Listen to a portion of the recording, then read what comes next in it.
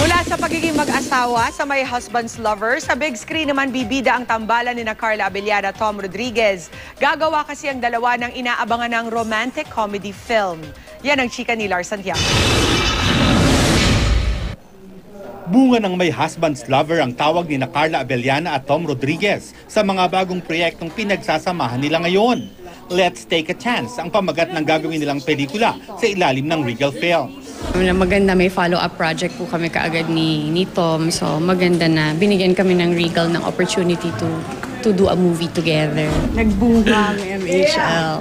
Sinwerte ako na sa akin nahulog yung prutas. Dito, bandang may bukol pata.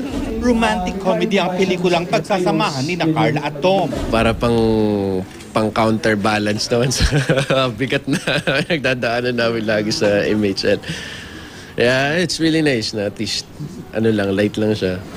Patuloy naman ang kapanapanabik na takbo ng istorya ng may husband's lover. Lalo't nalaman na ni General na ama ni Vincent ang tunay niyang pagkatao. Lalo na kung ano yung magiging reaction ni General. Yes. Pero kung paano rin yung magiging fallout nung relationship ni Lali ni Vincent kasi syempre may mga anak sila. Unfortunately, nag-decide si Vincent na hiwalayan siya.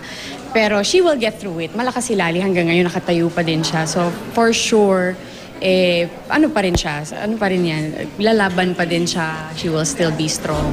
Lars Santiago, updated sa showbiz happenings.